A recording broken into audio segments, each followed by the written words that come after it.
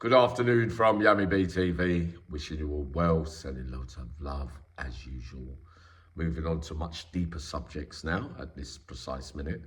Many requests for, and rightly so, many of you asking me over a long period of time of those that came through addiction and a life of crime and living a certain lifestyle for near enough all their life, who spent long periods incarcerated for some naughty crimes, if the truth be told, and they're getting familiar with having loads of money and doing things on the sake of, say, adrenaline when you're going on robberies and things like that.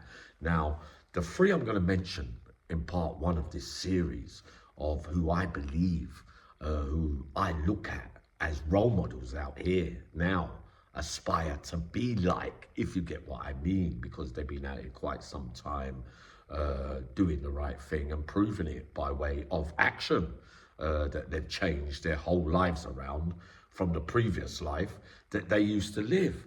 Now, a couple of them may have had addiction problems along the way, but also lived a gangland lifestyle, if you get what I mean, with all the trappings that go with it. So it is a complete turnaround from living one way to another, and many men find it difficult to have once lived a certain way and to come out and to change the way that they do things over a long period of a lifetime, to bring it to the stage that they're at now. So the first person that springs to mind to me, and you've heard me mention him, he's like a big brother to me, but I really look up to him, reformed character without a shadow of a doubt, and that would be the great Razor Smith. Now, having spent most years with Razor in 9-10 different jails, from the Cat A's to the B's and etc., to see how he was, books that he'd already been writing from behind the door, if you get what I mean, or putting notes together. We know that he was a notorious armed robber who used to go into banks and places on his Jack Jones, on his own. He lived that lifestyle. He came from an era a bit before my time, if you get what I mean. But money-wise, yeah, he had all the trappings of that, lived that lifestyle and everything. And then meeting him through certain stages of that institutional setting and that life, and the things that he had to endure whilst being away, especially when you get tragic news and sad deaths relating to family issues, and then you see, how hurtful it can be for a man with a big heart who's stronger than most things at the best of the time, who's always giving advice to everybody, to suffer that near the end of one of those sentences, on top of all those other big lumps of bird of 18s, another 8 added on for 20 something years when he got released, and then continued on in the way that he used to live like his life previously.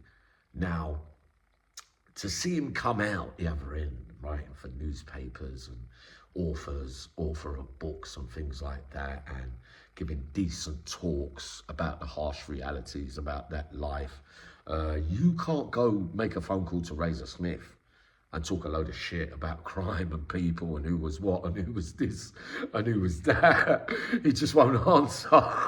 No, but it's true. He won't answer. It doesn't interest him one iota. Like I'm getting to that stage as well in certain aspects, but I got a long way to go. But those are the footsteps I like to follow. So first of all, I pay my respects to Razor Smith, for all those years incarcerated.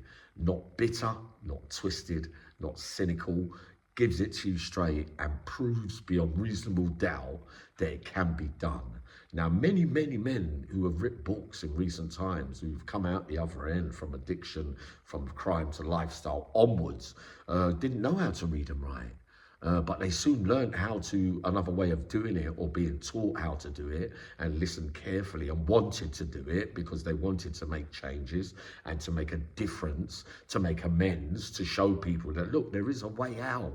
Don't give up. If I can do it, you can do it too, if you get what I mean. We're not all cut from the same cloth, but to me, it's all the same thing. From seeing the weakest individuals, even people like me, who was down and out, who liked to play down and out, and then to get back up, only to go back down again, to prove to yourself. But we know mine's a bit more different to all of theirs. Mine, well, we won't go into that right now. But Razor Smith is the first one, success story, reformed without a doubt, that I aspire to be like, and is a great, great role model. Now, my second one is Andrew Pritchard. Andrew Pritchard lived a lifestyle that, you know, if you, in that life, if you think like, oh yeah, the big money, major player, allegedly, you know, living that lifestyle, you know, the party lifestyle, going from here to there, mixing with this one and that one, and, you know, thinking it's something all right at the time, and then going to the cates himself, and then seeing it all firsthand. And, you know, when he's out here now, he's listening to certain things, and he's like, Uncle Yummy, some people just talk absolute crap, because he doesn't say much, does he? Andrew Pritchard doesn't need to. You know, he's doing what he wants to do by way of action to prove, and that, well, probably not to prove that how far he's left that life behind, if you get what I mean. Because it's very difficult to be having large amounts of money all your life and being the big man, if you like, where everybody relies on you for whatever way, you know, those crimes went with him. You know, for him to come out here now to be in universities and schools and passing on the great message that the fake life that I talk about, and I answered that question the best I could the other day. I'm not saying that there's fake people in that life, but I come across a lot of men that I believe that pretended to be gangsters, if you get what I mean, that I believe were just playing a part, like you've seen too many movies. I could say that I'd done a bit of that. But with Andrew Pritchard, he was always what he said on the jarlin. Very quiet man of few words, won't listen to any too much nonsense, if you get what I mean. But I have to look at him as a role model too, right? Because he's come out here and he's proved it by way of action, the way forward. And again, you know, don't ever give up. Just because you spend years and years incarcerated, it doesn't mean that that's the life that you was meant to live, and that there's never no time in life where we can change, as we see, which is what I've been trying to do, and many of us that have spent long periods in incarceration, finding it difficult. But you can't call me a success story yet. I want to call Danny Christie a success story because he's had months and months clean. But yeah, he's a success story with other stuff, but I can't say fully yet because it isn't long enough, is it?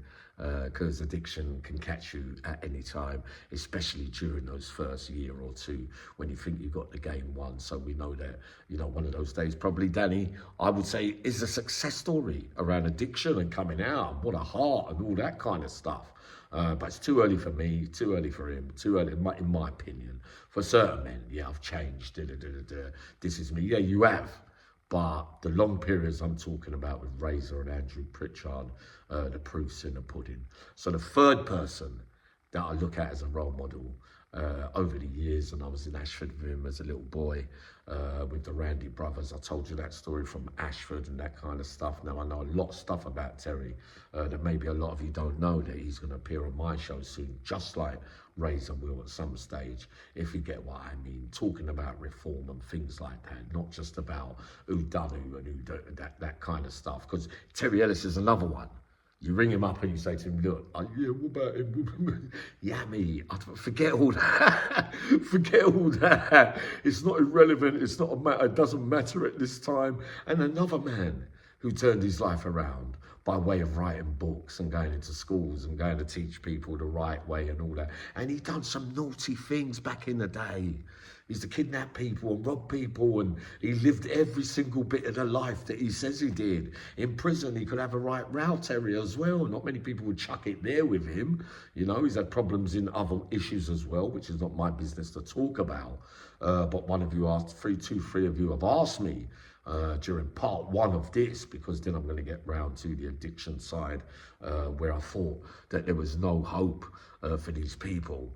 But they came out the other end where it got to a stage where I remember them being looking down and out like how I used to look on addiction. And then you see them, I'll say, who are you?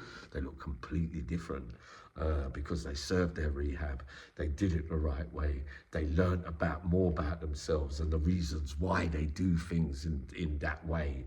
But Terry Ellis, them three, for me, for the longest periods out here so far, I aspire to be to that level there, you know, and I know that that stage will come, but I put them as my early role models of success stories that I thought you lot might have been in the game forever when I first met you all. Do you see what I mean? I didn't see that what you might have been feeling was, I've had enough of all this, I won't be able to do this again, or I don't really want to do this again.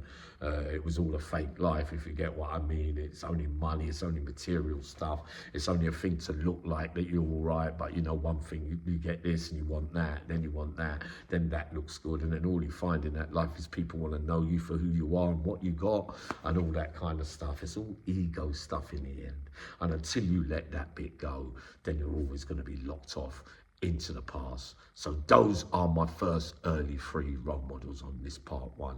So yes, I am getting around to all this right now. Sending loads of love.